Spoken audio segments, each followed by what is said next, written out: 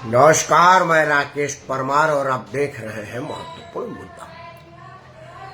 मित्रों, महत्वपूर्ण मुद्दे में आज का जो विषय है उसकी शुरुआत से पहले आप सबको गणेश चतुर्दशी की बहुत बहुत हार्दिक शुभकामनाएं। आज अनंत चतुर्दशी है। जिन जिन लोगों ने भगवान श्री गणेश को अपने घरों में आमंत्रित किया था, अब उनको पुनः अगले बार जल्दी आने की निवेदन और प्रार्थना के साथ उनको नजदीकी के नदी नालों और समुद्रों में प्रवाहित किया है और उनके विसर्जन के साथ ही अगले साल का इंतजार किया है। मंगल मूर्ति हमेशा मंगल करते रहे, यही उनसे मांग किया है। हम भी कहते हैं कि आपके हमारे सभी देशवासियों के हित मित परिवार और रिश्तेदार पर मंगल मूर्ति की मंगल छाया, मनोकामना और मंगलमय आशीष बना रहे। मित्रों, आज बात एक समाचार चैनलों पर सवेरे से ही बवाल उठा हुआ है, या मैं कहूँ कि हर्षोल्लास चल रहा है। एक तरफ अनंत चतुर्दशी का हर्षोल्लास है कि मंगल मूर्ति को अब अगले बार जल्दी आने के निवेदन के साथ विसर्जन कर रहे हैं, और दूसरी तरफ दुनिया भर में सबसे अधिक बड़बोलेपन में बदनाम हो चुके अमेरिकी राष्ट्रपति डोनाल्ड ट्रंप के एक ट्वीट को आधार बना करके खुशी मनाई जा रही है। डोनाल्ड ट्रंप ने एक ट्वीट भी किया है और वीडियो बयान भी दिया है, और अपने समाचार वालों से बात करते हुए उन्होंने कहा है कि भारत के प्रधानमंत्री एक महान प्रधानमंत्री है और अभी जो वो कर रहे हैं वो अमेरिकी हितों के लिए नहीं है। मुझे उस बात का विरोध है, लेकिन भारत और अमेरिका का संबंध बड़ा पुराना और गहरा है। उन संबंधों पर किसी तरह का कोई प्रभाव नहीं पड़ने वाला है। आप चिंता ना करें, हमारे संबंध बहुत मधुर और मजबूत है और भारत के प्रधानमंत्री के साथ मेरे निजी संबंध तो बढ़िया थे, बढ़िया है और आजीवन बढ़िया रहेंगे। यह कह करके उन्होंने सभी मामलों पर विराम डालने का प्रयास किया और मेरा मुद्दा यहीं से शुरू हुआ, क्योंकि मैं उन्हीं विषयों पर विश्लेषण करता बताता या सुनाता हूं जो और विषयों पर और जगहों पर या तो होता नहीं या होने नहीं दिया जाता है। मैं 2-3 बातों का विश्लेषण में समावेश करूंगा, आप उसको अपने अपने हिसाब से देखिएगा। पहले तो अमेरिका के राष्ट्रपति या अमेरिका का कोई भी राष्ट्रपति होगा, उसका एकमात्र उद्देश्य होता है अमेरिका प्रथम। आप लड़े मरे उससे उसको कोई फर्क नहीं पड़ता। अमेरिका के राजनीति किसी के निजी नहीं होते, किसी के सगे नहीं होते। उन्हीं पर कहा गया कि ऐसा कोई सगा नहीं जिसको हमने ठगा नहीं। उनका अपना हित जिससे है उसी से है, बाकी किसी से नहीं है। लेकिन ये जो डोनाल्ड ट्रंप है वो राष्ट्रपति के साथ साथ बिजनेसमैन भी है, अमेरिका के बड़े उद्योगपति हैं। उनका दुनिया भर में व्यवसाय फैला है, भारत तक में है, और व्यवसायिक दृष्टि से राजनीति करते हैं या राजनीति में व्यवसाय ढूंढते हैं और व्यवसायिक फायदे के लिए राजनीति की बलि चढ़ाते हैं। जो टैरिफ का तलवार उन्होंने चलाया है वो अपने व्यवसायिक हितों को ध्यान में रख के चलाया। जिन जिन लोगों ने उनके व्यवसाय को सुलभता प्रदान किया वहां टैरिफ का वार कम कर दिया। हर मामलों में खत्म हो चुका पाकिस्तान पर टैरिफ कम कर दिया, क्योंकि खत्म हो चुका पाकिस्तान ने भी अमेरिकी राष्ट्रपति के परिवार के लिए एक बहुत बड़ा भूदान किया है और एक बहुत बड़ा खनिजों से भरा हुआ जमीन देने का वादा किया है। दुबई के शेख ने एक बड़ी महंगी हवाई जहाज गिफ्ट किया है, एक ने सोने का पैदान रखा हुआ लोगो गिफ्ट, मतलब वगैरह वगैरह। मैं वहां नहीं जा रहा। मैं जा रहा हूं कि अमेरिका के राष्ट्रपति जो कल तक कह रहे थे कि ये तो पहली किस्त है, दूसरी तीसरी आनी है, और बुरा और बुरा और बुरा की जो बात करते थे वो अचानक इतने सहिष्णु क्यों हो गए, उसी पर थोड़ी देर आपसे बात करेंगे। आपसे निवेदन है कि कृपया वीडियो के अंत तक बने रहिए और अपना सुझाव अवश्य दीजिए, क्योंकि वह वीडियो की गुणवत्ता को बढ़ाने में मेरा मदद करता है।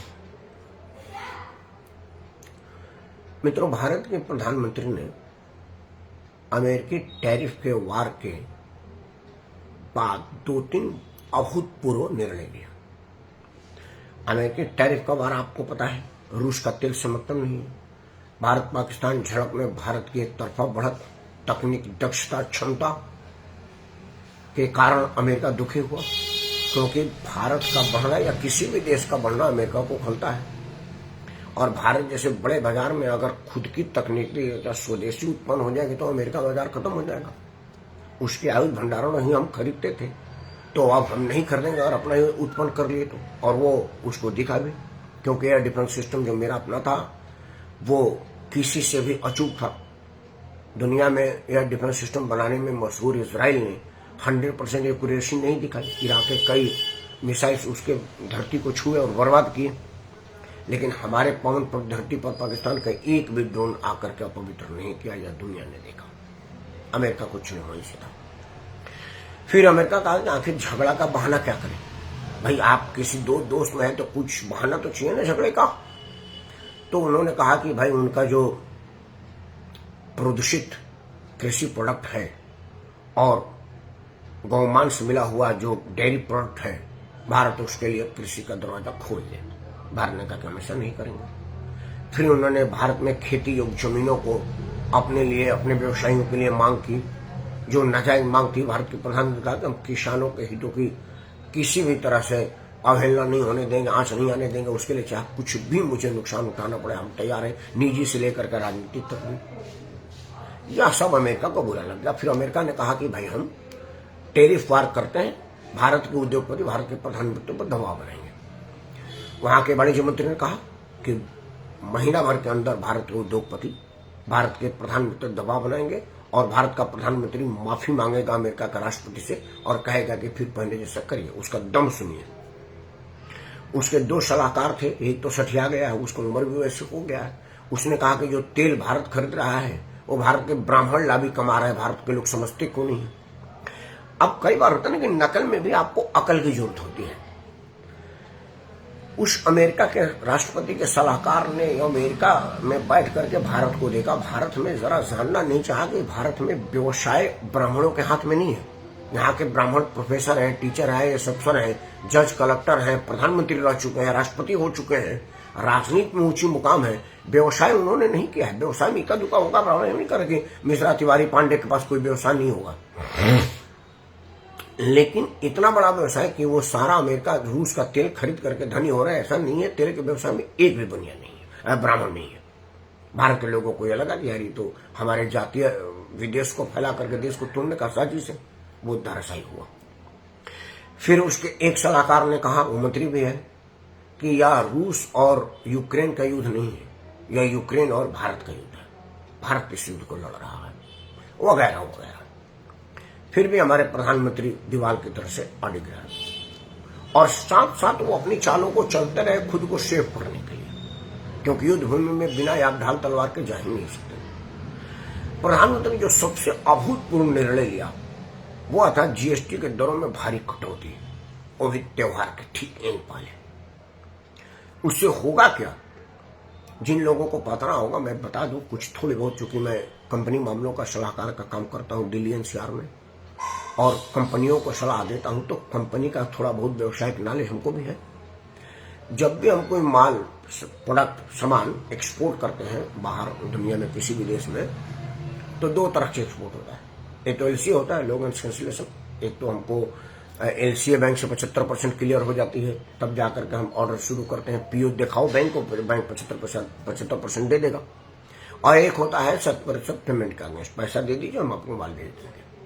तो जो अमेरिका में हमने माल भेज दिया उसका पैसा आ गया है और जो प्रोडक्शन चल रहा है उसका 75% पैसा आ गया है। तो जो टैरिफ का वार पड़ा वो अमेरिकी नागरिक पर पड़ा, भारत पर नहीं। भारत के व्यवसायी पर पड़ेगा साल डेढ़ साल बाद, क्योंकि साल डेढ़ साल बाद जो दूसरी ऑर्डर आएगी नई फ्रेश, जिसका पैसा आने वाला है, वो अमेरिका के लोग कहेंगे कि हम नहीं लेंगे, आपका माल हमारे यहाँ महंगा हो रहा है। मतलब भारत के बिजनेसमैनों को साल डेढ़ साल का मौका है और दुनिया में व्यवसायिक जमीन तलाश लेने की। मान लो कोई व्यवसाय ऐसा होगा जिसने एलसीए नहीं ले होगा, फुल नहीं होगा, उसका क्रेडिट पर जा रहा होगा, ऐसे भी व्यवसाय होता है क्रेडिट पर। तो क्रेडिट वाले के लिए मौका है कि रिड्यूज जीएसटी के दम पर लोकल मार्केट में सामान खपाए, क्योंकि जीएसटी के कम होने की वजह से एक्सपोर्ट क्वालिटी माल हम अपने ग्राहकों में वितरित करेंगे, बेचेंगे। चूंकि जीएसटी कम है और एक्सपोर्ट क्वालिटी है तो लोग हाथों हाथ लेंगे, क्योंकि 150 करोड़ की आबादी है हमारी। तो हमारे व्यवसायियों को बाहर जाने की जरूरत नहीं पड़ेगी, वो सस्टेन कर जाएगा, सर्वाइव कर जाएगा। और अमेरिका के राष्ट्रपति ने देखा कि भाई एक्सपोर्टर को कोई बहुत फर्क पड़ता नहीं है। रूस ने कहा है कि बाप हमको दीजिए, ब्रिटेन ने फ्री ट्रेड का डील ही कर लिया, यूरोपियन पूरी कंट्री डील करने के लिए ललायत बैठी है, अफ्रीकी कंट्री ललायत बैठी है, दक्षिण अफ्रीका जो दक्षिण अमेरिका का एक अफ्रीकी जगह है वो बिजनेस करने के लिए पलक पौड़े बिछाए हुए हैं। ऑस्ट्रेलिया करे कहा हमको माल दीजिए, और रूस ने तो कहा कि जो ऑर्डर अमेरिका को है आप हमको भेज दीजिए, हम ले लेंगे।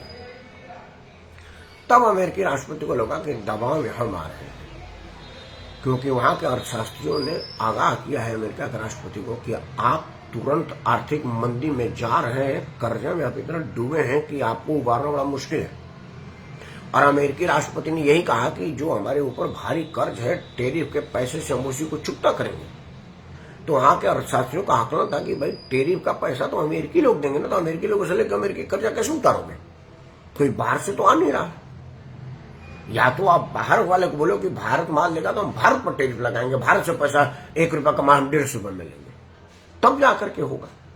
या नहीं है, तो जब ऐसा नहीं है तो अमेरिका ही चारों तरफ से घिरा, यह आनंद फन में लिए अमेरिकी राष्ट्रपति के निर्णय के वजह से।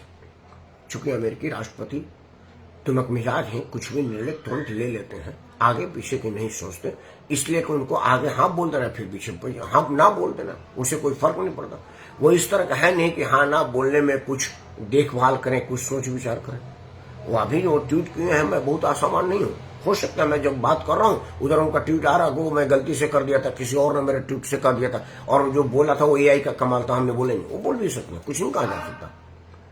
लेकिन जो कहा जा सकता है वो यह कि भारत के प्रधानमंत्री के साहसिक निर्णय, अमेरिका के राष्ट्रपति के निजी संबंधों के होते हुए भी अवहेलना करने की क्षमता, और भारत प्रति की सोच ने अमेरिका को मजबूर किया भारत के राष्ट्रपति प्रधानमंत्री के सामने झुकने का कहिए या बात करने का, पहल करने का।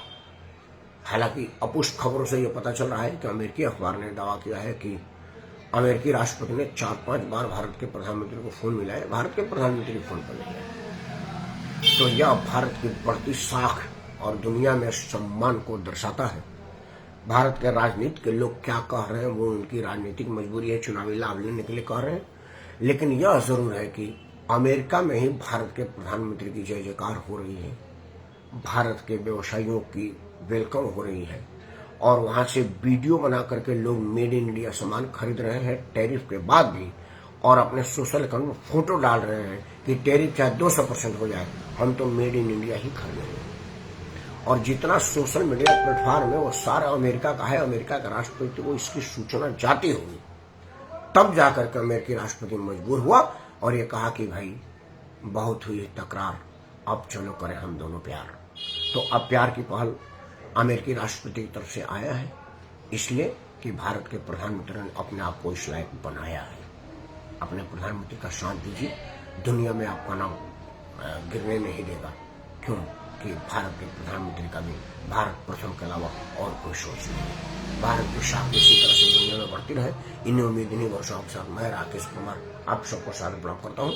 जय हिंद, वंदे मातरम और भारत माता की।